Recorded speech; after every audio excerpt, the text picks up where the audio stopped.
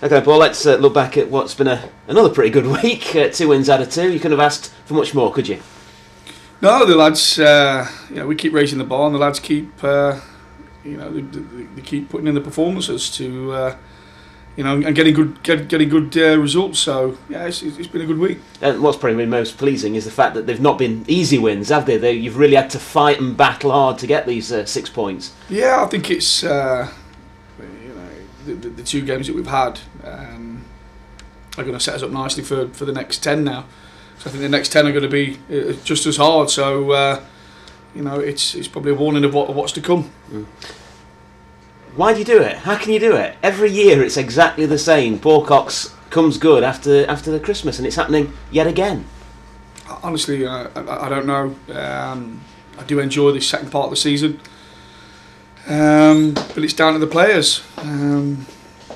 That's all I can say. I don't know. There's no magic formula. There's no wand to wave or anything like that. It's just I don't know. I tend to really do enjoy the business end of the season. And do you think that sort of gets its way and the message gets across to the players as well? I'm not sure. We haven't done anything, much. We haven't done much different to the beginning of the season. But yeah, it's the lads that deserve all the accolades. It's them that's putting in the performances and them that's getting the results. The enjoyment factor does seem to be back, doesn't it?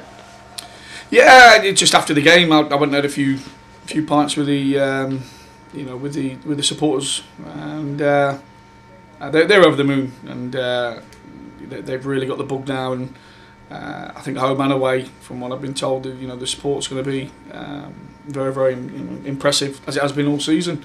So I don't want to dampen anyone's spirits, but it's my job to keep the players, my feet and my staff's feet firmly on the ground, and just make sure that we stick to what we spoke about 10 or 11 weeks ago, which is let's tick these games off now and see where we are after the 90 minutes and where we need to improve or what we need to do after that game. Next on the list is Forest Green Rovers away. I think they were 3 minutes away from probably their season ending and their playoff challenge ending, but they turned it round on Tuesday night. That shows just how tough that one is going to be, doesn't it? They're still in the fight for the playoffs. Yeah, and it's very good club, very a lot of good players, and once again it's a club that's been up there all season, and I'm sure there'll be some twists and turns before the end of the season. They put a few wins together, they're right back in it. So there's an awful lot that's going to be resting on this game like there was on Tuesday night. But like I say, I don't like to talk too much about the opposition. That's for Dave to sort out his club, and I just like to concentrate on what we can do and what we can't do, and make sure we're prepared well and that we focus more than anything. How good was it to get Anthony Howell back into the 16 on Tuesday? Yeah, it's a massive positive. It's been positive not just for having him cause I think he's had a cracking season this year, but just an extra body that was geared for that kind of game on Tuesday. So yeah, just a massive positive, for him, myself, my staff, but more so, the group of players around him.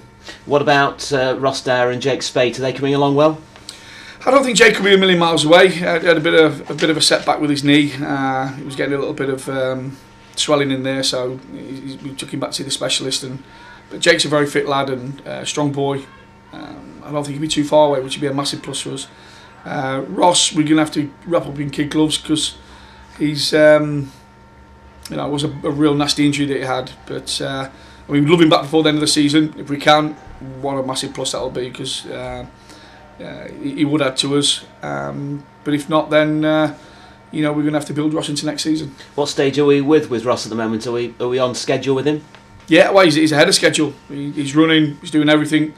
I think he's actually tapping the ball around at this minute, but the injury that he has got, we've got to make sure, I would have thought long term rather than the short term, that he's 100% ready. I'd rather lose him for the rest of this season, know that he's fully fit, good pre-season behind his belt, building into next season, than be a bit silly with him this season and break down again and we miss him for another 9 months. Finally, what's your message for the fans? It's a month, it's probably, a lot of people are already calling it, the media like type things up, probably one of the biggest months in Mansfield Town's history. What's your message to people over these next 4 or 5 weeks? Just come and enjoy yourselves. Get behind the lads. Your support is. I've just said, and I'll keep saying it. I think the supporters of this football club can have such a massive part to play in where this club eventually ends up. And what I mean by that is that if they come in the droves and they support the club and as positive as they have been, wow, it's like playing with 12 men, and it's an intimidating place for opposition teams to come play. But when we go away and we take the numbers that we do and the vocal sport they do, it's like a home game, and we're going to need them more than ever now. It's going to be 10 games. There's going to be some twists and turns. There's going to be times where we don't play well. There's going to be times where we don't win. But as they have done of late, stick by us, and we'll be giving our all for them and this football club. And hopefully, if we keep focused, we keep our feet on the floor, and we keep getting that little bit of luck, which is important. We might, just a might, finish the season looking back and saying, what a good season that's been. Okay. Marvellous. Lovely.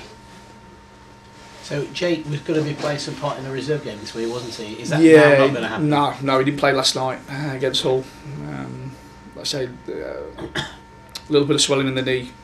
Jake wasn't too happy with that, so we've sent him back to the specialist.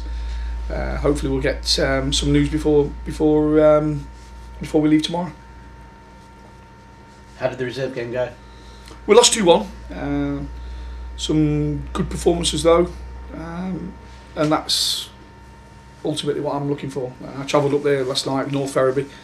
It's important that I'm at these games because I want to know. I want to know who's got the hunger to see this through now. John, sounds a bit strange, but when you're not in the side, you have to go to North Ferriby on a Wednesday night.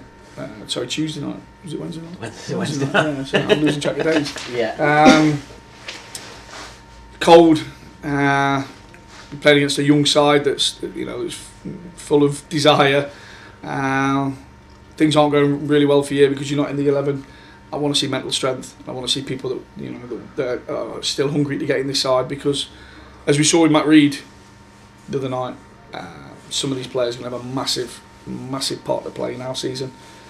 Because like I say, I continue to say that I don't think we're going to get away with playing a starting 11 for the 10 games.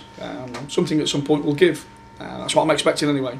If we're lucky enough to do it, then brilliant. But because continuity is very, very good, but I can't see it happening. And we need fit, strong, but more importantly, hungry players that have got that little bit of nastiness to keep their place in the side. That's very important at the minute. And there's one or two last night that I was impressed with. That have had a bit of a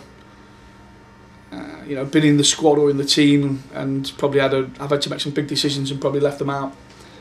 But one or two showed me what I wanted to see last night, which was the right way to try and tell me that